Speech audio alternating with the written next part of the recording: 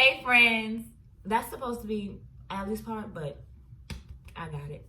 Hey family, it's your homegirl Court, and Allie is who knows where. She has this little thing where she likes to leave your girl hanging. What are you fussing about now?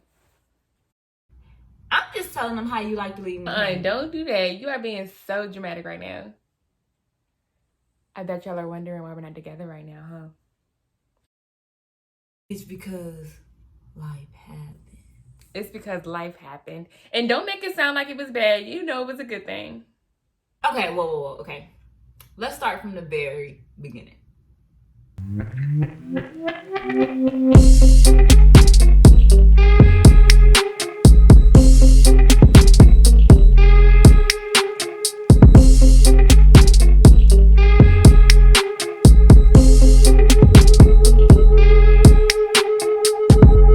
Okay, y'all, so this all was pretty last minute. We did not really plan on living together until like 6 months before. Yeah, maybe 5. Yeah. So I graduated a year early and I was unsure about like my career aspirations. I wanted to be a physical therapist, and then my senior year I was like, this is not for me. I gotta figure something out. So I took that gap year to kind of explore and to see maybe it was for me. It turns out that it wasn't. But I took that gap year and I wanted to find an apartment. I planned on getting an apartment by myself, but it was pretty expensive to live by myself and pay for the utilities all alone. And then For me, I ended up finding out I was graduating a year early. So instead of 4 years, as ODU likes to say, 4 years to what? finishing 4. Finishing 4. As ODU likes to say, I finished in 3, babe. Okay. So after that, I was like, I don't want to go back to my mom's house. I felt like I was already, mature enough, and I didn't want to backtrack, if that made sense. And not saying that's everybody's story, because it's not, but for me, I was just like, this isn't the way, like, I need to go out on my own. And then homegirl was talking about moving out, so I was like, the crazy thing is, neither one of us kind of asked each other, how did that happen? I think that when I was looking, I was talking about how I don't think I found a place that I feel like I would want to pay that whole thing for one. Like, they were expensive. And I think we were just talking about it. And I was probably looking for about 2 months. And then she came to me one day and you said, I found that I'm graduating early too. Oh, yeah. Because you graduated early. Both of us did. Yeah, because you know how, like, you have that weird thing, somebody telling you they're looking for a roommate, and you just be like, oh, okay. Because you don't necessarily want to move in, and you can tell they trying to hint, but it was kind of just like natural, and it just happened. But yeah. So then we started apartment shopping. That was stressful but fun at the same time, and we found a really good apartment. And we didn't want to be too close to like Norfolk, where we went to school at, but we wanted to be like somewhere close, but we wanted to kind of be like bougie, on the outskirts. And it was just that. It was nice. It was. So we lived together for a year, and then we didn't. She left me. She literally left me in the apartment by myself. Okay, I know you were kind of expecting something to be like really juicy, like maybe we argue, maybe we got into a big fight, but we actually love living together. Yeah, it was amazing. And it was kind of crazy because so many people, they have horror stories of living with your friends, and we had just started to build our relationship, which was like, I was super excited about, because people come and go, but it was like starting to get better, and I was just like, Lord, when is this gonna end? But it didn't. And when we moved in, we kind of like just set boundaries and communicated with each other. Like when we first moved in, we set up days for meetings, right? We set up days for meetings, and we talked about like things that we like and that we don't like. So one of my pet peeves is just like in the kitchen when we cook, if you don't wipe down the counter and like leaving crumbs and stuff like that, that's a pet peeve for me. And then her pet peeve. Let me just tell y'all one thing real quick. So I worked at ODU, and I also was a dance teacher. So I would sometimes work from like 8 a.m. to 8 p.m. And Courtney would work at night, so she would come home at 2 o'clock in the morning. Which of course was cool. We had like a system going. But Courtney Court like to slam the, like she was like fighting with the drawers and the cabinets, and I didn't understand.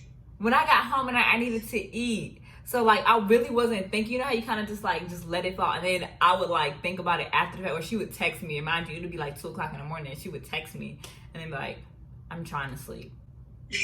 But however, Because at first I was like, this, you know, every once in a while it's cool, and I was like, okay, this is the third night, and I don't know if she come in with an attitude. I don't know if she had a bad day at work, but I gotta get up in the morning. she did. And I had a dog too. So I had a toy poodle. My boyfriend bought me a toy poodle for graduation. And me and Court kind of co-parented the poodle. Bentley, miss him much. But I also had to get up early and take him out in the morning. So I'm like, okay. Okay, wait. Okay. She had to get up early, but just to mind you, we co-parented, right? So that was my baby, right? So soon as Bentley got out in the morning, soon as she opened the door, he was pawing at my door. And he's a toy poodle, but he's not toyish. You know what I'm saying? He's like this big. So he's over here like clawing, and it's waking me up. It wakes me up, and then and he'll keep doing it and keep doing it. She'll be like, and then you hear her, Bentley, come on, Bentley. So now it's like it was a balance really, because you did it to me. I did it to you at night. You did it to me in the morning. Anyway, it was a pretty nice year. It was. And let me tell you why I think it worked the best, like I said, because we had scheduled meetings. So for an example, I feel like when you live with someone and there's issues, it's almost kind of like you're tiptoeing because you don't know when to bring it up or when not to bring it up. You know what I'm saying? But for us, every 2 to 3 months, we scheduled a meeting, and we was just like, so throughout those 3 months, you know, write a list down about, you know, stuff that I've done that's, you know, bothered you, or things, and even things that you like and what's working and what's not working, so that we had an allotted time to sit down and, you know, hey, I didn't like when you did this. This made me feel this way, because it wasn't a time to throw shade. It wasn't a time to be petty. It was a time to be honest and work through things. So I think that's why it also worked for us. And we had a calendar. Yeah, we wrote our schedule on the calendar, so we know who was gonna be where, what time, what days could we, you know, cook dinner together or go do something. That was nice. So I guess it's time to tell them why I left you then. Go ahead. First, let me start off by saying that her birthday was the week after. So I left her a necklace in my top drawer. She left me. I left her a gift though. She did. I thought it was pretty nice of me. It was so cute. That's literally the only thing that made up for it, because it was like, I think the day before my birthday, and she was like, go in my room, because she left her dresser, and her boyfriend had to come get it, yada yada. She was like, go in my room and look at my dress, something, and she want me to get something, da da da. And it was a little pouch with a necklace that it was an aromatherapy necklace, and it had pads in it. And yeah, I'm a scent person, and then it like, I do that all the time. And it had an elephant. And it had an elephant on it. And remember she told you she likes elephants? Do you remember? Do you remember? If you don't, then that means you didn't watch our first episode, and you should do that next. Yeah. Okay. Okay, so yeah, I can tell you why I left now. So I told you how during that year after I graduated, I decided to take a gap year. During that gap year, I worked at ODU as an assistant academic advisor for the athletes. More of the story, that's kind of how I fell in love with working with the higher education student population. So I started applying to schools to get my master's in higher ed after some research, of course, and it led me to Florida. Honestly, it's not that I didn't expect to get in. It just seemed like going to Florida was like something out of my reach. So far, it was far. Virginia to like Florida, and then not having people, you know, go that far. But most of the people we went to school with, a lot of them only went to North. We ended up going to the same college too. So like that was not too crazy. There were a lot of factors that I had to consider. There were a lot of fears that I had about moving. One was that I've never live that far away from home. And like she said, a lot of the people from my high school went there, so I was very comfortable in that environment. And moving here with no support system, I didn't even know my roommates when I moved here. I was leaving my boyfriend, long distance relationship. We are almost 3 years strong Come now. on. But but that was a fear for me, and I almost let all of those fears keep me from doing it. But they pay for my tuition, they pay for my health insurance, and I get paid for working there, and I love my job now. So I'm very glad I did it, and I'm actually pursuing something that I'm passionate about. So that's why I left her for a good reason, y'all. I did. So she left me, and it was only for like 2 weeks though. She did. And it was a little sad because like we moved in together, and then it was like I'm the extrovert out of the group. You know what I'm saying? If I'm introverted, it's because something is wrong, or I'm trying to reevaluate some things in life, and I need some time to myself.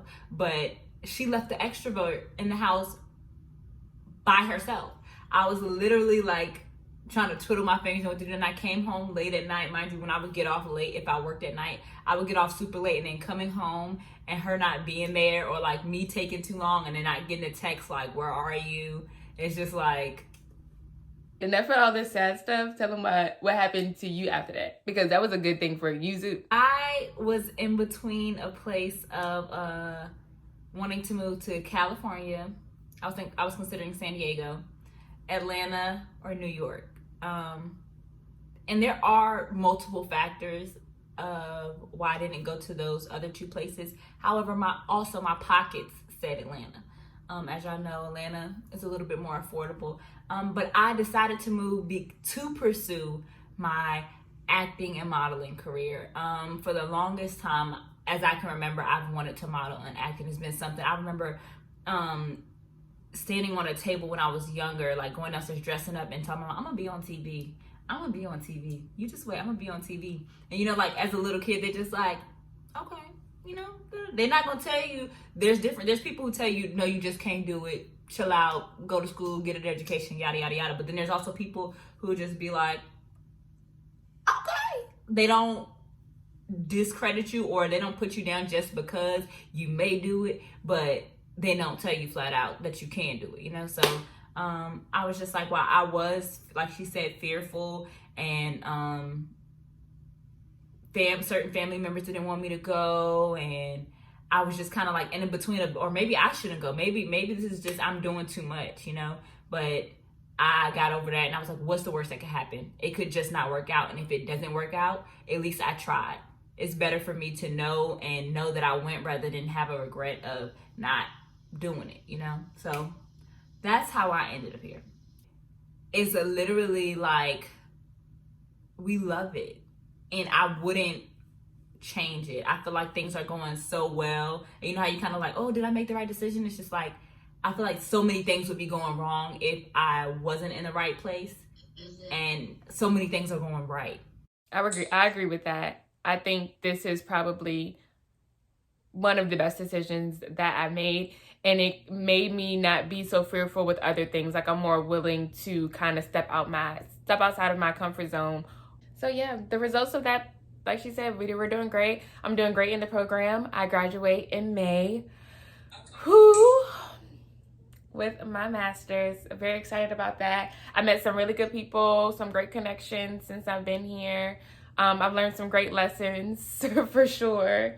I do believe that when you have like a dream, or you have a desire to do something, if you sit on it too long, or you let other like insecurities and negatives and fear, other people's fears set in, it'll just dwindle, because you no longer have the courage, you no longer have the belief in yourself. So I was just like, you know, while I still got the little bit of fire up under my butt, I'm gonna go ahead and do it. And if worst comes to worst, I can go back to school at any time. So my biggest thing I would tell you guys is to not let other people's fear set in, because I feel like if you were given a vision, if you were given something, you can't necessarily expect everybody to believe in your vision, because they didn't get the vision for a reason. There are going to be some people who see it, it's like, oh, I see that. And you know, that's motivation, but sometimes it's frustrating because people don't see it. But if they don't, it's like charging to the game. It wasn't their vision to see in the beginning. You know what I'm saying? So all you have to do is follow through with it, and they'll see it when the product is done.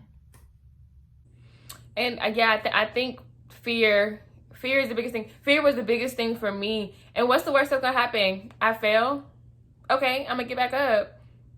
I'd rather do it and then fail, but probably succeed, than not do it and be regretting that decision for the rest of my life. So I know that if I didn't come here, my mindset would be different. I may not be doing something. I probably would not be doing something I'm passionate about.